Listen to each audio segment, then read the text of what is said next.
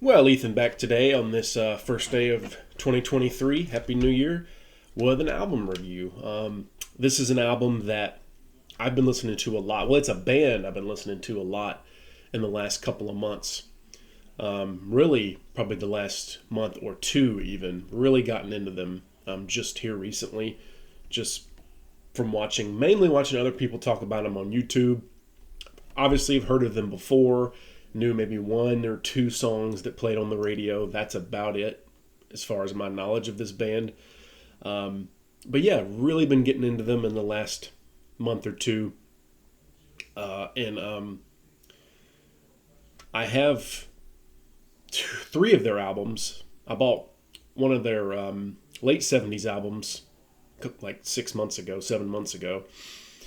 I got the one I'm going to be reviewing today for Christmas. And yesterday I just bought their 1970 live album, famous live album, at an antique shop in Decatur, Georgia, for $1. A live album, 2-disc live album for $1.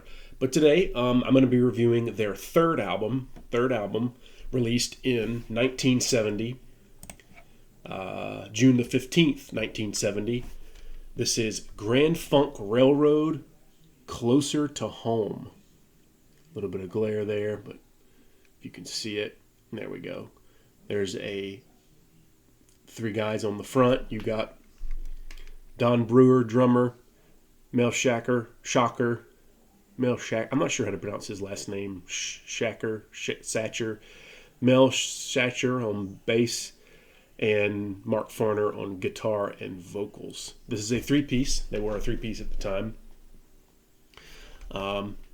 Later in the 70s, they got a fourth member for We're an American Band album. You know, their hit song, We're an American Band. But this band, I really like their first four. I like the fifth album too, E Pluribus Funk. But really, I would say my favorites are probably this one, the one right before it, which is the Grand Funk self-titled Red album.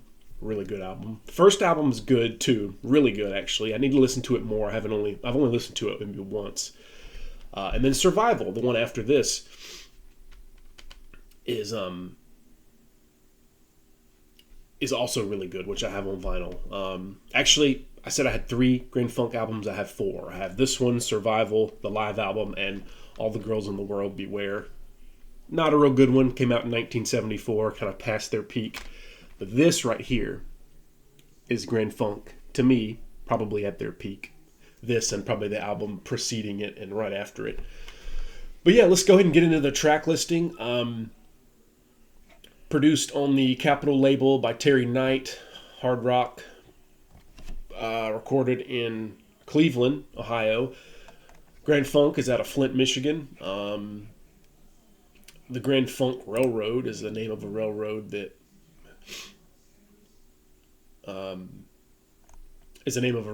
where the band members grew up, near where the band members grew up. I believe they were all from Flint, Michigan.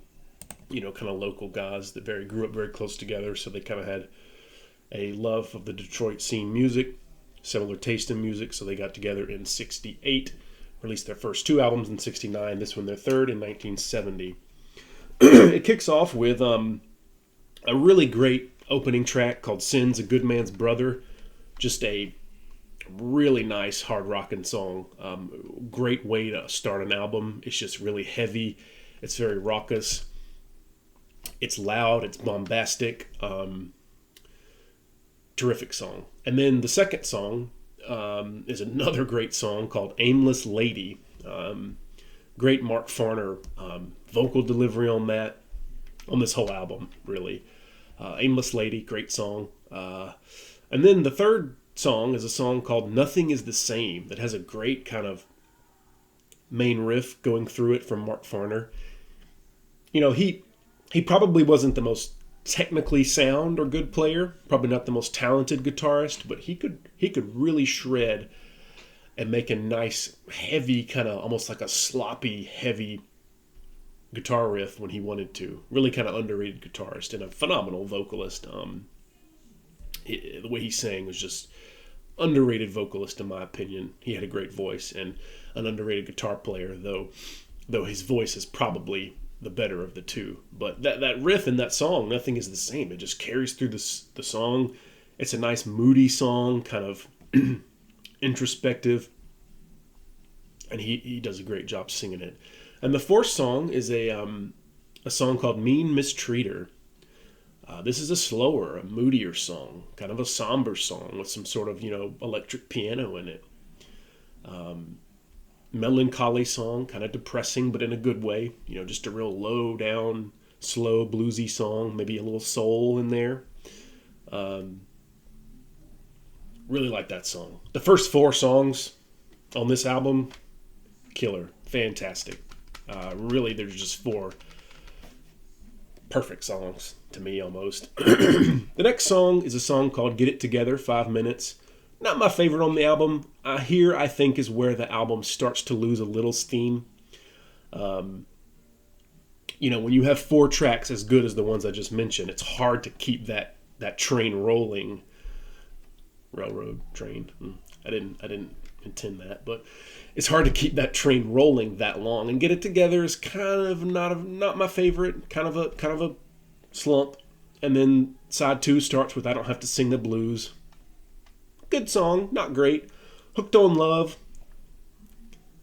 kind of goofy. Good. I mean, it's a decent song, but definitely side 2 is not quite as strong. Hooked on Love, not my favorite. It's 7 minutes. It kind of drags. Wish it was a little shorter, but side 2 makes up for it by having the last song, I'm Your Captain, in quotes, closer to home. I'm your captain, closer to home. 10-minute long epic, kind of their Stairway to Heaven, kind of their, Child in Time, if you will, or, what is another long epic from a band around this time? Maybe Uriah Heep, one of their longer epics, something like that. But I'm Your Captain is just a fantastic song, and they did release it as a single in July of 1970. Another fantastic Mark Farner vocal delivery here. He's really singing good. This is a really touching song. It has a nice chorus. Interesting lyrics. Kind of cryptic, kind of hard to figure out, but fantastic song. It's a 10-minute epic.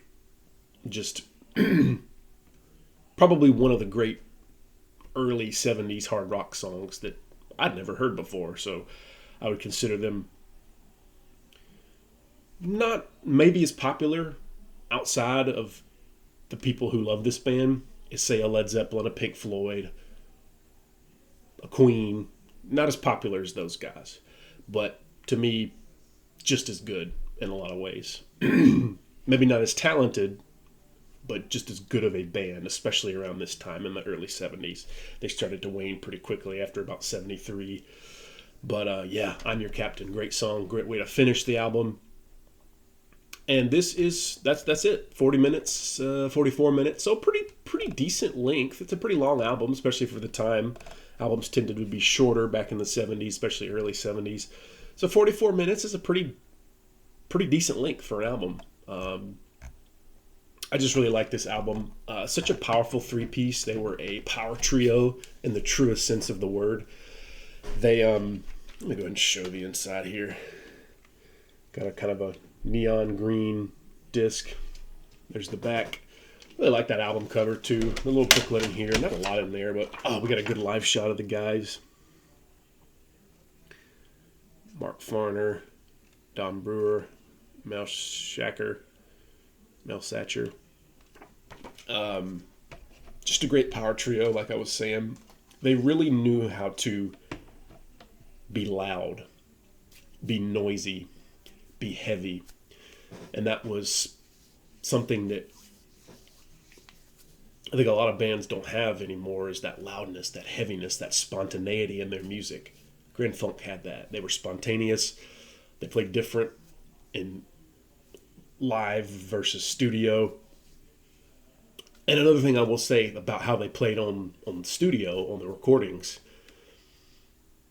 they often played like they were playing live. And that's what a good band should do. There was spontaneity, there was energy, there was a we don't give a crap kind of mentality, which you want in a rock band. I hear that in their music, especially this album, the one before it, and the one after it. Really, the Red album, that album is just heavy and just loud and bombastic. And they knew how to bring the noise. Great bass work, too. I don't want to forget Mel Satcher, his bass work. Fantastic bassist. Bass very high up in the mix and the recording of the album. You hear it. It's loud. It's big. It's heavy. It's fat. It's a good bottom end. The drummer Don Brewer, he sang later on. He sang their hit song in 1973. We're an American Band. Good singer. He had the big afro. Fantastic drummer, too. What a great rhythm section. And Mark Farner, like I said earlier, not the best guitarist, maybe, compared to a Page, a Clapton, or whatever, but very competent and very...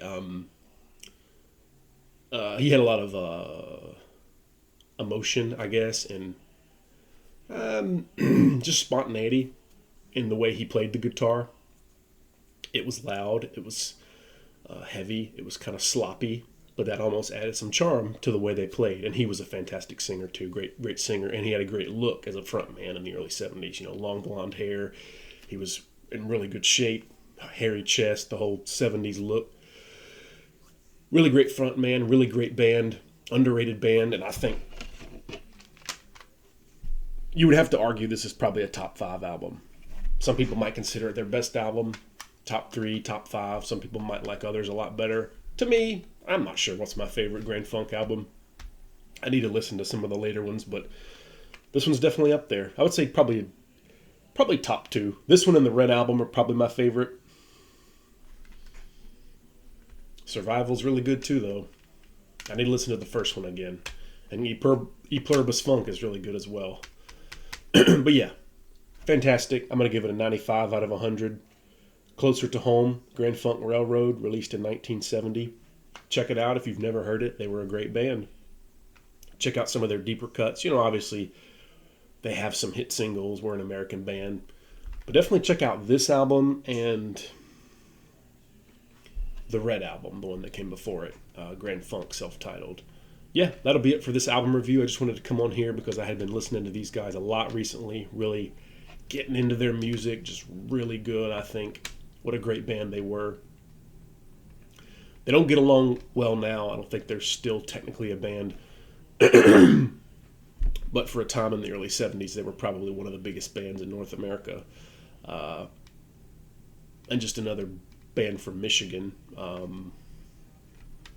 You know, Bob Seger comes to mind, Ted Nugent. Another band from Michigan, the Detroit area, where they were just really good. Yeah, 95 out of 100 for this album review, Grand Funk, Closer to Home. Thank you for watching. Please like and subscribe. Thank you so much for commenting. Please leave a comment if you've heard of these guys. And if not, go check them out. I highly recommend. Thank you for watching.